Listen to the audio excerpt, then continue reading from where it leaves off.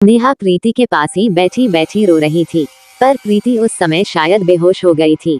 तभी नेहा ने सुना कि उसकी मम्मी के पास में रखा फोन बज रहा है। नेहा ने तुरंत फोन बाहर निकाला तो उसको पता था कि शायद फोन उसके पापा का होगा, इसलिए उसने तुरंत फोन रिसीव करा और रोते हुए कहा, पापा कहाँ हो आप? दूसरी तरफ से संतोष ने कहा, नेहा कहाँ हो तुम लोग और तुम्हारी मम्मी कहाँ है? नेहा ने फिर बताया, मम्मी इधर गिरी हुई है, मम्मी के सर पर चोट लग गई है, मम्मी नहीं उठ रही है, पापा पापा जल्दी आओ, मम्मी नहीं उठ रही है। लगातार नेहा रोते हुए संतोष को फोन में बता रही थी। संतोष को ये तो पता नहीं था किस तरफ गए हैं और कहाँ पर है नेहा और प्रीति। संतोष ने कई बार नेहा से पूछने की कोशिश की, पर नेहा ने यही कहा, मम्मी यहाँ पर गिरी हुई है, मम्मी के चोट लगी हुई है, जल्दी आ जाओ। उसके बाद संतोष और उस स्कूल का गार्ड दोनों भागते हुए इधर उधर जा रहे थे। संतोष ने गार्ड को कहा कि तुम नीचे की तरफ जाओ और मैं ऊपर की तरफ देखता हूँ। संतोष ऊपर राजपुर रोड की तरफ भाग रहा था और लगातार आवाज लगा रहा था, नेहा, प्रीति। तभी शायद नेहा ने अपने पापा की आवाज सुनी और वो भी वहीं से आवाज लगाने लगी, पापा पापा हम यहाँ पर हैं। संतोष ने शायद नेहा को देख लिया था, क्योंकि सड़क पर ही प्रीति गिरी हुई थी और नेहा उसके साथ ही थी। उसके बाद संतोष भागता हुआ उनके पास गया और उसने कहा, क्या हुआ और तुम लोग यहाँ कैसे आए? नेहा ने कुछ नहीं बताया, बस वो रो रही थी। उसके बाद संतोष ने प्रीति को गोद में उठा लिया और उसी बेहोशी की हालत में लेकर स्कूल के पास ले गया। फिर संतोष ने प्रीति के चेहरे पर पानी के छींटे मारे तो थोड़ी देर में प्रीति को होश आ गया और प्रीति होश में आते ही फिर रोने लगी और संतोष की तरफ देखते ही चिल्लाने लगी, छोड़ दो हमें, हमने क्या किया है, मत मारो हमें, छोड़ दो। संतोष ने फिर प्रीति को अपने सीने से चिपका लिया और कहा, क्या हो गया है प्रीति, क्या कह रही हो तुम, मुझसे क्यों डर रही हो?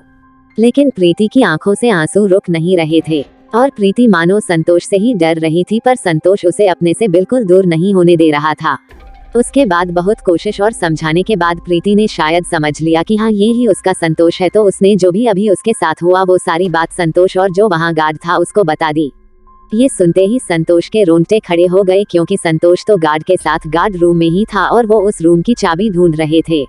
और चाबी ढूंढते ढूंढते बहुत देर हो गई और चाबी नहीं मिली तो उसने बाहर निकल कर देखा तो प्रीति और नेहा कहीं नहीं थे। संतोष ने बताया कि उसने सोचा कि शायद आसपास ही कहीं होंगे, पर ढूंढने के बाद जब नहीं मिले तो उसने फोन किया और नेहा ने फोन उठाया। तब जाकर पता चला कि तुम लोग उधर राजपुर रोड की तरफ भागे थे और तुम्हारे सर में चोट लगी थी। ये देखकर मैं तुमको उठाकर यहाँ लेकर आया।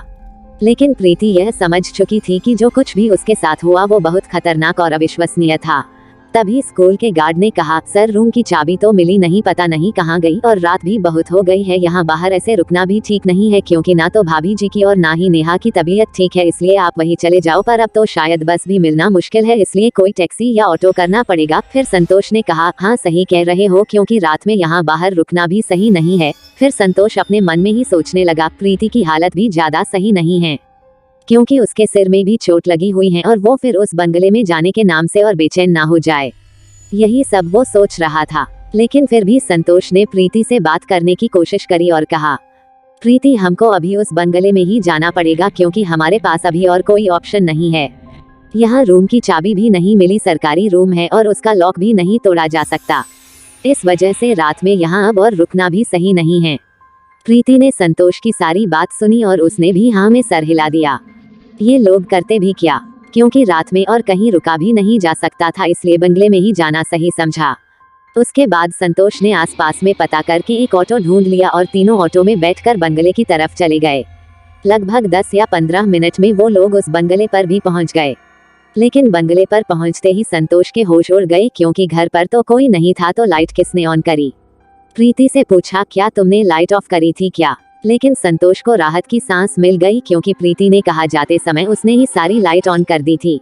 संतोष, प्रीति और उनकी छोटी सी बेटी नेहा अब फिर से उसी बंगले पर थे, जिस बंगले में आने से ही प्रीति के साथ अजीब अजीब से हादसे हो रहे थे। और यहाँ आते ही प्रीति को एक अजीब सा डर लगने लगा, लेकिन संतोष उसे संभालता हुआ घर के अंदर ले गया और उसने कहा, प्रीति अब कुछ नहीं होगा, सब ठीक है, हम जैसे तैसे आज की रात यहाँ बिता लेते हैं, कल हम कहीं और घर लेकर शिफ्ट हो जाएंगे। कल मैं बात करके स्कूल वाले रूम पर ही रुक जाएंगे, जब तक हमें शहर में और कहीं घर नहीं मिल जाता। प्रीति सब कुछ सुन रही थी, पर उसके मुंह से इस समय एक भी शब्द नहीं निकल रहा था। तभी नेहा, जो अभी तक ऑटो में बैठे बैठे सो रही थी, पर यहाँ आते ही उसकी भी नींद खुल गई और वो घर में पहुँचते ही संतोष का हाथ छुड़ाकर ऊपर की तरफ जाने की कोशिश करने लगी और कहने लगी, पापा रुको, मैं रश्मि और प्रिया से मिलकर आ जाती हूँ, उनसे मुझे बातें करनी है बहुत सारी, और उनको उनके खिलौने भी दूंगी जो हम लेकर आए हैं। पर संतोष ने प्यार से नेहा को पकड़ा और कहा, बेटा हम थक गए हैं और आप भी थक गए हो, इतनी दूर से घूम कर आए हैं और मम्मी के चोट भी लग गई है, इसलिए अभी आराम कर लो, सो जाओ, कल सुबह दे देना, ठीक है। लेकिन वो ऊपर जाने के लिए जिद करने लगी। फिर संतोष के बार बार मना करने पर और डांटने पर नेहा बेड पर ही सो गई और संतोष और प्रीति भी बिस्तर पर लेट गए और लेटे लेटे दोनों को शायद नींद भी लग गई। वैसे भी थके हुए थे, पर आधी रात में प्रीति की आंखें फिर खुल गई और वो चौंकते हुए उठी, क्योंकि प्रीति को शायद महसूस हो रहा था कि उसके कान में कोई फुसफुसा रहा है। उसने फिर उठकर देखा कि संतोष गहरी नींद में सो रहा है और नेहा भी सो रही है। फिर प्रीति ने सामने दीवार पर लगी घड़ी पर टाइम देखा तो 12:30 हो रहे थे। संतोष सो रहा था और प्रीति की आंखें खुल गई थी। अब प्रीति को नींद आना भी बहुत मुश्किल सा लग रहा था और प्रीति के दिमाग में बस यही बातें चल रही थी कि जो संतोष के स्कूल के पास सड़क पर वो संतोष का हाथ पकड़कर भाग रही थी, पर अचानक वो हाथ संतोश का ना होकर एक कटे सर वाली औरत का था। ये सब घटना घूम घूम के प्रीति के दिमाग में चल रही थी, पर प्रीति के दिल में एक ऐसी उम्मीद भी थी कि रात अब कुछ घंटे बाद खत्म हो जाएगी, फिर हम कहीं और रहेंगे और फिर सब ठीक हो जाएगा। प्रीति यही सब सोच रही थी कि तभी उसके कान में फिर से किसी के फुसफुसाने की आवाज आई और अब की बार आवाज बिल्कुल साफ साफ सुनाई दी कि तुम यहाँ आए थे अपनी मर्जी से, लेकिन जाओगे हमारी मर्जी से, क्योंकि नेहा अब हमारी दोस्त है और अगर नेहा को तुमने हमसे अलग करने की कोशिश करी तो ये गलती तुम पर बहुत भारी पड़ेगी। नेहा हमारे साथ ही रहेगी, अब नेहा को कोई हमसे जुदा नहीं कर सकता। ये सुनते ही एक झटके में प्रीति फिर उठकर बेड पर बैठ गई और रोते हुए ही बोलने लगी, हमने क्या बिगाड़ा है तुम लोगों का? क्यों परेशान कर रहे हो हमें? क्यों मेरी बच्ची को परेशान कर रहे हो?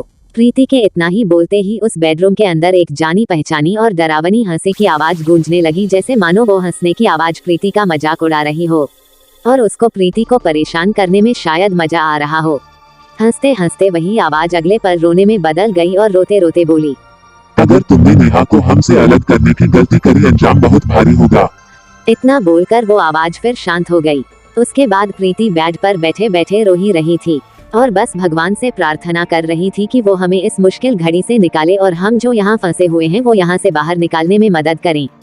काफी देर तक प्रीति बेड पर ही बैठी हुई थी, लेकिन अब उसे ना कोई आवाज सुनाई दे रही थी ना कुछ। तो उसके बाद वो लेट गई। प्रीति को लेटे हुए 10 से 15 मिनट ही हुए थे कि उसने देखा नेहा अपने बेड से उतरी और भी सीधा रूम खोलकर बाहर निकल गई। प्रीति ने संतोष को ना जगाते हुए उठी और नेहा के पीछे पीछे जाने लगी। नेहा भागते भागते हुए तीसरी मंजिल पर चली गई।